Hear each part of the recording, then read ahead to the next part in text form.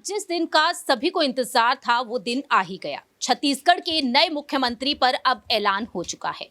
जहां एक तरफ अटकलें यही तेज थी कि किसी महिला नेत्री को इस बार बीजेपी हाईकमान आगे करेंगे, लेकिन ऐसा होता हुआ दिखाई नहीं दिया।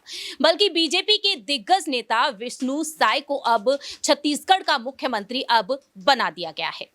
ऐसे में अब छत्तीसगढ़ में क्या कुछ बड़े बड़े बदलाव देखने को मिलेंगे ये तो वक्त के साथ पता ही चलेगा। लेकिन यहाँ पर अब नजरें टिकी हुई हैं कि आखिरकार नए मुख्यमंत्री का ऐलान तो हो गया, तो अब उप मुख्यमंत्री किसे बनाया जाएगा।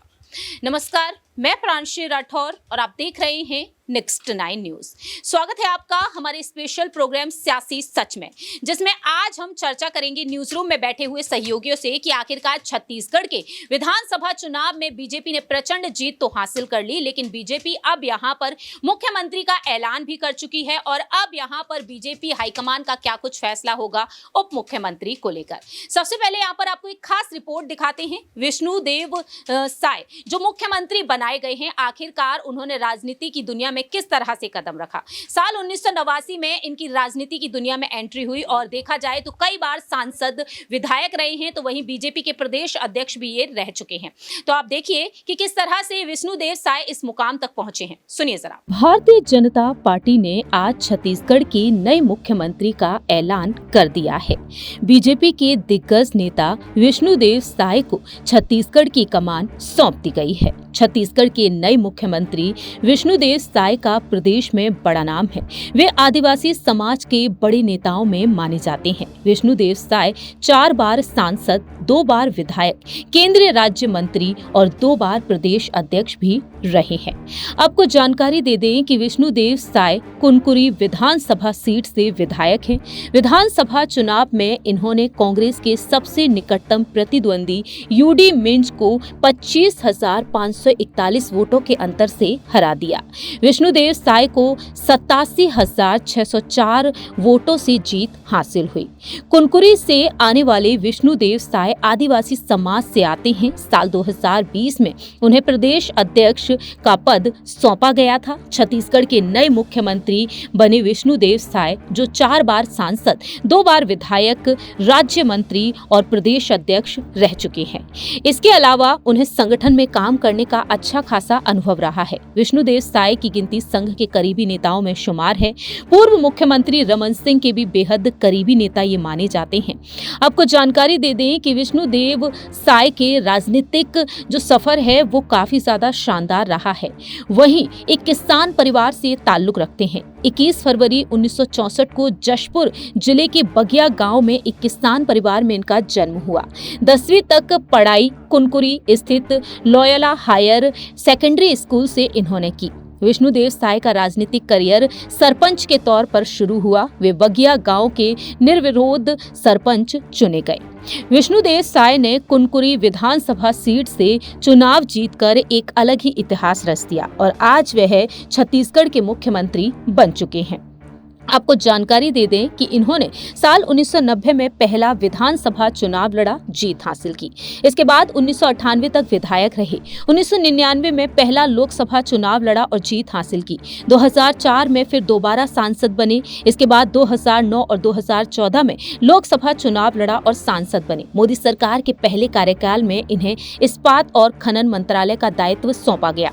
वे कांग्रेस सरकार में विभिन्न समितियों के सदस्य रह चुके हैं। मालूम हो कि विष्णुदेव साय ने अपना राजनीति में करियर एक सरपंच के तौर पर शुरू किया और 2006 में छत्तीसगढ़ का भाजपा प्रदेश इन्हें बनाया गया। 2011 में एक बार फिर से अध्यक्ष बने। 8 जुलाई 2023 को इन्हें बीजेपी के राष्ट्रीय कार्य समिति का सदस्य बना दिया गया और आज के समय में देखा जाए तो आदिवासी समुदाय में इनकी एक अच्छी पैठ देखने को मिलती है। देखना यहाँ पर यह दिलचस्प होगा कि विष्णुदेव साय आखिरकार किस तरीके से इस मुकाम पर पहुंचकर छत्तीसगढ़ को कहां से कहां तक ले जाते हुए नजर आएंगे। आपने सुना कि विष्णुदेव साय ने किस तरीके से मुकाम हासिल किया है और आज वह मुख्यमंत्री के पद पर भी आ चुके हैं। रेस में वह ना सिर्फ पूर्व मुख्यमंत्री डॉक्टर रमन सिंह को पीछे छोड़ चुके हैं, बल्कि रेणुका सिंह जो मोदी कैबिनेट का हिस्सा हैं, जो लगातार प्रबल दावेदार मानी जा रही थी मुख्यमंत्री पद के लिए, वह भी पीछे रह चुकी हैं। इनके अलावा बीजेपी के महासचिव ओपी चौधरी भी काफी ज्यादा सुर्खियों में रहे। बैनर्स पोस्टर्स यहां पर लगे हुए नजर आए। विधायक दल की बैठक आज जो हुई है, पर्यवेक्षक पहुंचे यहां पर बीजेपी के, और ऐसे में अब देखा जाए विधायक दल की बैठक के बाद आपसी सहमति के बाद विष्णुदेव साय को मुख्यमंत्री बना दिया गया है। मालूम हो कि विष्णुदेव साय ने साफ तौर पर कह दिया है कि सबसे पहले आवास योजना पर काम होगा। पीएम मोदी ने जिस तरीके से गारंटी दी है, उन गारंटियों पर वह काम करते हुए नजर आएंगे। सवाल यहां पर रहेगा न्यूज रूम में बैठे हुए सहयोगियों से। सबसे पहला सवाल लेंगे आकाश से कि आखिरकार वह बीजेपी हाईकमान की इस रणनीति को कैसे देख रहे हैं।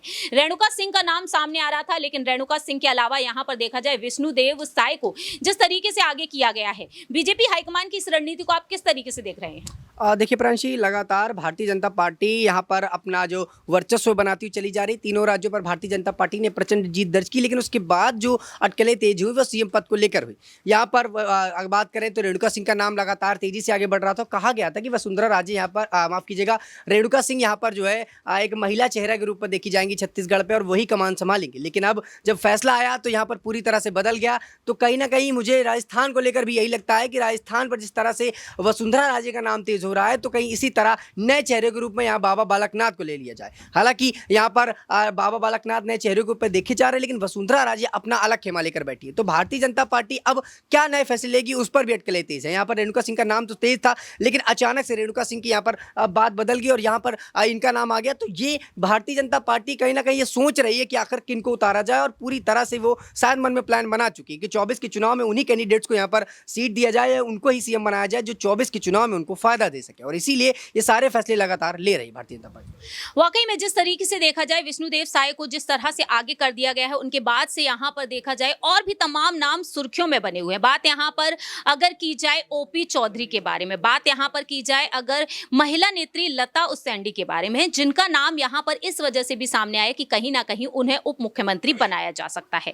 तो अगला सवाल यहाँ पर रहेगा नाजमीन से कि आखिरकार वह क्या कुछ कहना चाहेंगी इसको लेकर। छत्तीसगढ़ की सियासत में एक बड़ा सियासी उलटफेर, विष्णुदेव साय को आगे कर देना और रेणुका सिंह को पीछे छोड़ देना, और ऐसे में यहाँ पर अब उप मुख्यमंत्री पद की दावेदारी के लिए कहीं ना कहीं उन्हें आगे किया जा सकता है, क्योंकि लता उसेंडी भी नाम है, यहाँ पर रेणुका सिंह भी है। आदिवासी वोट बैंक पर जिस तरीके से दाव खेलना था बीजेपी को, वो खेल चुकी है। विष्णुदेव साय भी आदिवासी समुदाय से ताल्लुक रखते हैं, और ऐसे में देखा जाए अब रेणुका सिंह के लिए आखिरकार क्या कुछ सोच विचार किया जा सकता है? देखिए बिल्कुल, यहाँ पर जैसे कि चर्चाएं चल रही थी कि छत्तीसगढ़ में एक महिला मुख्यमंत्री के तौर पर उतारी जाएंगी, और ऐसे में बार बार चर्चाएं हो रही थी कि रेणुका सिंह को होना चाहिए मुख्यमंत्री, लेकिन पासा पलट जाता है और यहाँ पर विष्णुदेव साय बन जाते हैं। और उसके बाद देखा जाए तो एक आदिवासी चेहरा है, और भारतीय जनता पार्टी कहीं ना कहीं कुछ ऐसे चेहरों को इस बार तीनों ही राज्यों में उतार रही है जो किसी न किसी समुदाय से कुछ ना कुछ ताल्लुक जो रखते हैं। ऐसे में ये कहा गया है कि भारतीय जनता पार्टी लोकसभा चुनाव की तैयारियां भी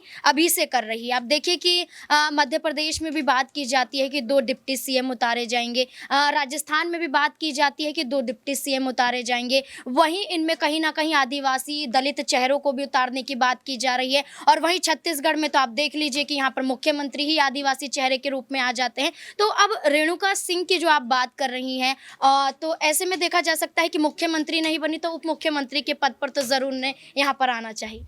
वाकई में देखा जाए तो कहीं ना कहीं उप मुख्यमंत्री पद के लिए अब सोच विचार किया जाएगा। अगला सवाल यहाँ पर अक्षय से रहेगा। आखिरकार कुनकुरी विधानसभा सीट से जीत हासिल करने वाले विष्णुदेव साय के चलते अब यहाँ पर 2024 में छत्तीसगढ़ में आखिरकार 2024 में क्या कुछ फायदे होते हुए नजर आएंगे बीजेपी को?